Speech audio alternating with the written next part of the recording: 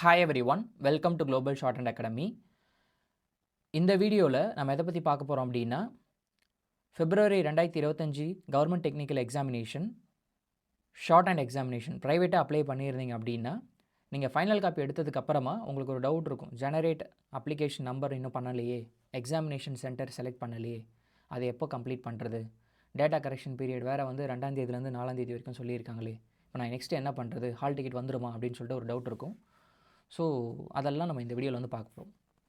First இந்த டோட்டோட வெப்சைட்டுக்கு வந்துடுங்க. எப்போயுமே சரி, இந்த வெப்சைட்டில் அவங்க எதுவாக இருந்தாலும் அப்டேட் வந்து இங்கே கொடுப்பாங்க. சரிங்களா? இந்த வெப்சைட்டில் நீங்கள் பார்த்தீங்கனாலே முக்கால்வாசி அப்டேட் வந்து இருக்கும். சரிங்களா? என்ன சொல்லியிருக்காங்க பாருங்கள், டேட்டா கரெக்ஷன் பீரியட் ஆக்டிவேட்டட்னு சொல்லியிருக்காங்க. அதாவது யாரெல்லாம் ஃபைனல் காப்பி எடுத்திருக்கீங்களோ அவங்களுக்கு வந்து டேட்டா கரெக்ஷன் எனேபிள் பண்ணியிருக்கோம். February 2ஆம் தேதியிலேருந்து 4ஆம் தேதி வரைக்கும் ஈவினிங் 5 மணி வரைக்கும் அப்படின்னு சொல்லிட்டு சொல்லியிருக்காங்க. இதிலே நல்லா தெளிவாக போட்டிருக்காங்க பாருங்கள்.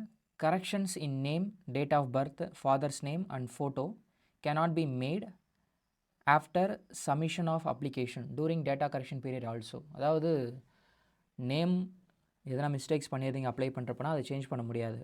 டேட் ஆஃப் பர்த்தில் சேஞ்ச் பண்ண முடியாது மிஸ்டேக்ஸ் பண்ணியிருந்தீங்கன்னா. அதே மாதிரி ஃபாதர்ஸ் நேம், ஃபோட்டோ அதெல்லாம் வந்து என்ன பண்ண முடியாதுன்னா எடிட் பண்ண முடியாது அப்படின்னு சொல்லிட்டு சொல்லியிருக்காங்க. சரிங்களா? Then after data correction period, request for corrections in application data or images will not be entertained.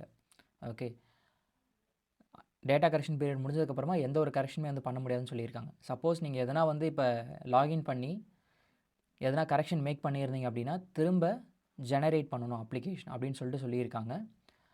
Data correction period முடிஞ்சதுக்கப்புறமா உங்களுடைய application with application number can be downloader அப்படின்னு சொல்லிட்டு சொல்லியிருக்காங்க. சரிங்களா? நீங்கள் ஜெனரேட் அப்ளிகேஷன் சொல்லிட்டு எதுவுமே கொடுக்க வேண்டாம். ஜெனரேட் அப்ளிகேஷன் நம்பர்னு சொல்லிட்டு டேட்டா கரெக்ஷன் பீரியட் முடிஞ்சதுக்கப்புறமா நீங்கள் வந்து டவுன்லோட் பண்ணிக்கலாம் அப்படின்னு சொல்லிட்டு சொல்லியிருக்காங்க. சரிங்களா? யாரெல்லாம் ஃபைனல் காப்பி எடுத்திருக்கீங்களோ அவங்களது மட்டும்தான் வந்து இந்த ப்ராசஸ்லாம் வந்து பண்ண முடியும்.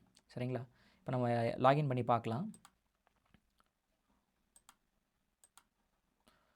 யூசர் ஐடி பாஸ்வேர்ட் போட்டு உள்ளே போங்க. இங்கே தெளிவாக சொல்லியிருக்காங்க, only submitted application can be எடிட்டட்னு சொல்லிட்டு இதை கிளிக் பண்ணுங்கள்.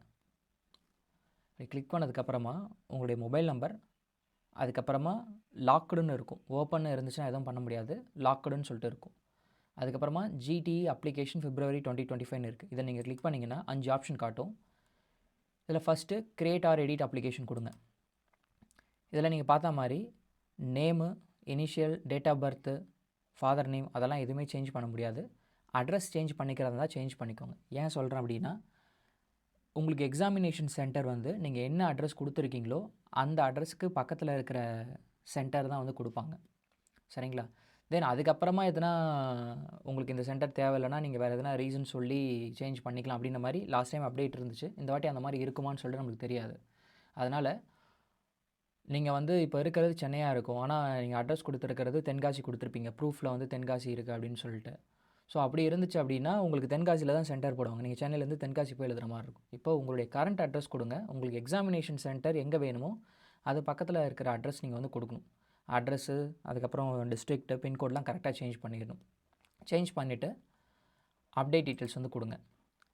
அதுக்கப்புறமா இமேஜஸ் எதுனா நீங்கள் சேஞ்ச் பண்ண போகிறீங்க அப்படின்னா அது நீங்கள் வந்து பாருங்கள். ஃபோட்டோ வந்து சேஞ்ச் பண்ண முடியாது. சரிங்களா? மற்றதெல்லாம் சேஞ்ச் பண்ணலாம், ஃபோட்டோ சேஞ்ச் பண்ண முடியாது. அதை சேஞ்ச் பண்ணிவிட்டு திரும்ப அப்டேட் வந்து கொடுங்க. அதுக்கப்புறமா one time preview copy download பண்ணி பாருங்கள், நீங்கள் அப்டேட் பண்ணது கரெக்டாக அப்டேட் ஆயிருக்கான்னு சொல்லிட்டு.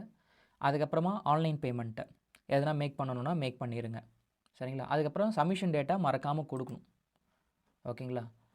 சப்மிஷன் டேட்டா கொடுத்ததுக்கப்புறமா PDF ஒன்று வந்து டவுன்லோட் ஆகும், ஃபைனல் காப்பி. இதில் நீங்கள் வந்து தெளிவாக பார்த்துக்கலாம். சரிங்களா? இவ்வளோ தான்.